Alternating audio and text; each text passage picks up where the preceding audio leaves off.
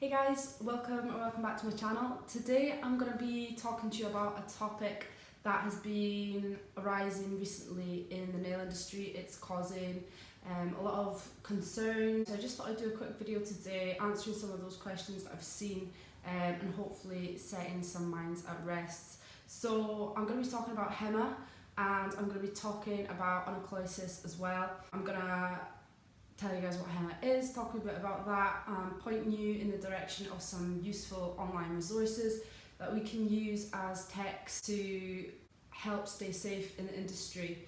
Unfortunately, here in the UK, there are really not many laws or regulations at all. As far as nail training goes and things, we don't have to do what other countries have to do. We don't have to do state exams or things. We don't have to have a certain amount of hours at school or anything like that. So it's a shame that we're not regulated as we could be, because at the end of the day we are dealing with serious chemicals here, and if you don't know your product chemistry and you don't know what chemicals you're using, then you could be putting yourself and your clients at risk. So it is so important to be properly educated and qualified in the products that you're using, and professionally with the brand that you're using, as well as personally. You know, you need to be putting in the time yourself and doing the research yourself on the products you're using. So HEMA stands for, I think it is pronounced hydromethacrylate. Let's see if I can read this. Hydroxyethylmethacrylate, yeah. We'll go with HEMA. So it's a colourless liquid that is used commonly in gel polish. In the description box of this video, I have linked a report. This is the SCCC European report on consumer safety regarding HEMA. This is a 40-page report, and I really suggest that you do read it, or at least read the conclusions and the introductions and the case studies, because they've done loads of studies right from the 90s up to 2016-17. Overall, in the report, they came to the conclusion that HEMA was safe to use in nail products, but the key part of this is they regard it being safe because the product is not left uncured on the nail for long enough to become a threat. You know, it's uncured on the nail for such a short period of time that they've decided that it wasn't harmful. However, when they did patch tests, they did loads of different studies, you know, some with 5 candidates, some with thousands of candidates, and I have to say the majority of candidates that had the patch tests developed allergic reactions to HEMA, and I've seen so many techs and clients developing allergies to HEMA, which, you know, it's a serious thing. If once you've developed an allergy, there's no getting rid of it. If you're a nail tech, you know, this is your livelihood. If you are allergic to the products and you can't use, it's a huge deal.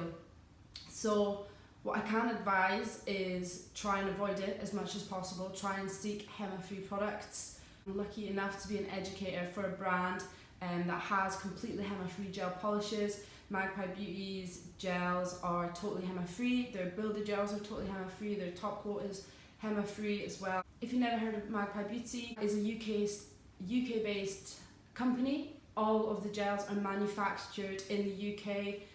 We're lucky enough to have direct contact with the owner and director of Magpie Beauty, the lovely 𝗶𝗹𝗲𝗃, and we get direct contact with her. We know that she works so closely with our chemists here in the UK to make sure that every single one of our products are up to the EU regulations and standards, that there's none of those nasty chemicals involved.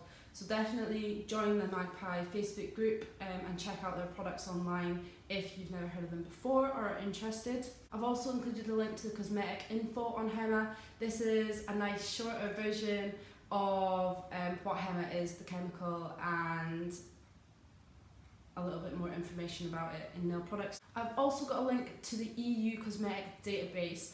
This is a great online tool you can use to search any of the ingredients in the products that you're using if you're unsure of any. If you don't know the ingredients of the products you're using, you need to know them. You need to have your SDS sheets. Whatever brand you have, you need to ask your brand for their SDS sheets. This gives you a list of all of the chemicals as in every single product that you have. I think for the majority of insurance companies, you need to have these data sheets in your salon as well, so check with your insurance, but I know with mine that you need to have these safety data sheets in your salon anyway. So yeah, be smart when you're investing in a brand. Make sure that it's a trusted brand. Make sure that you know where the products are coming from, that the manufacturer cares about where the products are from, and if you're unsure about any of those things, then you should really consider swapping your brand, because you could be putting yourself and your clients at risk. So next, what is onycholysis and what happens if somebody has this? This is when the nail separates from the nail bed, and I've seen a lot of this on groups recently, and there's a lot of reasons that this can happen. There's trauma, illnesses or allergies to a certain product. If you do not know the difference between your nail diseases and your nail disorders, then please go and seek some education on a manicure course. I'm going to show you the Magpie ones.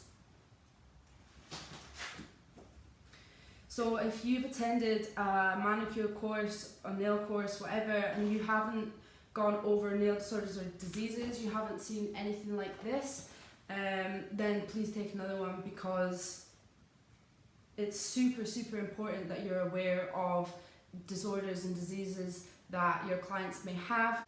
We've got super detailed notes in our manuals for our Magpie masterclasses. We also have them in the gel course. We've got a whole section on health and safety and how to stay safe in the salon with your clients.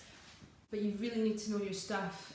Yeah, we're not doctors, but at the end of the day, we're using products and tools that can damage nails, so you need to know if you're damaging nails or if your clients are coming to you with damaged nails or diseases that could spread.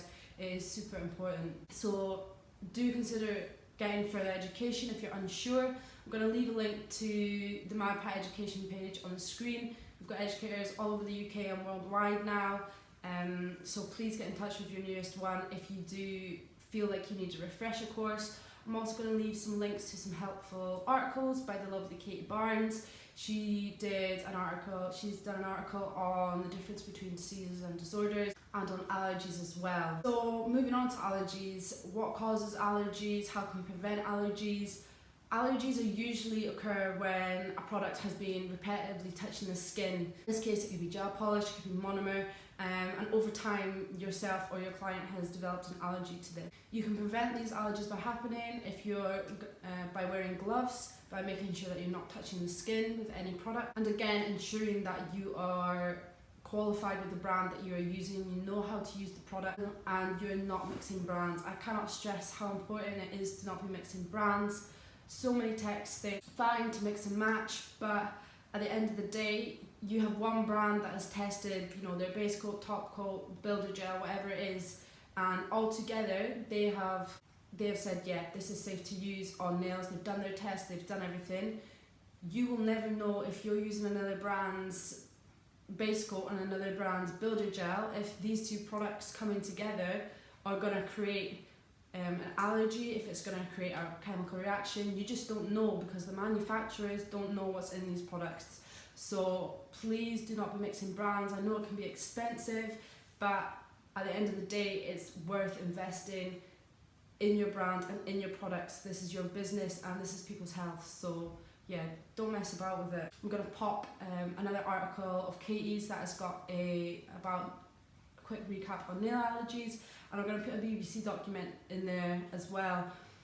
You know, if your clients come into you talking about, they've seen this article online about nail allergies and things, and you've got no idea what that is, it doesn't make you look great, okay? So make sure that you're read up, do your research, and don't be caught off guard by your clients. You know, I can't stress it enough. Use the resources that I've listed below. I think I've got about 5 or 6 links of different resources. I've got some books of 𝗿𝗿𝗃𝗃𝗃, the fabulous 𝗿𝗿𝗃𝗃. He's got 3 books, I think, on Amazon that I will leave links to, and they're all about the chemistry of nails, myths of nails. They are super detailed. You know, it goes all into the proper chemistry of everything. So I can't recommend getting your hands on those enough, and that you research your products, research your brands, and go on education with your brand. It's so important. So many people think if you're qualified in gel nails, you can do all gel nails. That's not the case. What can I compare this to? It's like, you know, it's like a car. Well, I don't know if this is going to be a good analogy or not. You get different types of cars. You get diesel cars, you get petrol cars. Yeah, they're pretty much driven the same, most of them. You've got difference between automatics and manuals, but at the end of the day, if you put petrol in a diesel car, diesel in a petrol car, that is your car broken and ruined. Same goes for nails. Yeah, the basic structure of applying gel nails or applying acrylic nails is the same, but you need to be qualified with your brand. You need to see exactly how those products are used, exactly how those products are cured, because if not, this is a huge thing that can lead to nail allergies, can lead to disorders and diseases, and it's just every tech's worst nightmare if something like this were to happen. Another link that I've got is the 𝗿𝗶𝗃𝗃 test, online test. This is a great test for just refreshing your knowledge on health, safety, hygiene, sanitisation and sterilisation as well. So I've popped that below as well, so you guys can check that out too if you want. When you complete it, you get a certificate as well that you can put on your wall too. I forgot to say as well, join as many Facebook pages as you can, not Facebook pages, Facebook groups for nails and nail techs. There are a few that I'm going to post this to. That is the Nail Tech Awareness group. This was set up by Suzanne Clayton, and it's a fab wee group. It's growing really fast, really quick, and it's great because there are loads of techs on there sharing advice, sharing concerns, and it's a great platform as well. It's not branded, so you can mention any brands you want. If you're having issues or you're getting on good, it's a great place to share and voice your opinions. Another good group is the Nail Tech Safety Net. This was made by Liz Gould, and again, it's another great brand to share your work on, share any concerns, ask for advice, and keep updated with anything that's going on in the industry. I hope that this little video cleared up any questions or concerns that you have. Just you to do some further research yourself as nail techs or clients on the products that we are using. If you do have any other questions, please feel free to get in touch with me. Leave me a comment down below and I'll do my best to get back to you as soon as I can. If you've got any other suggestions of nail tech topics that you want me to talk about as well. As always, thanks so much for watching, and I'll hopefully see you in my next video. Bye!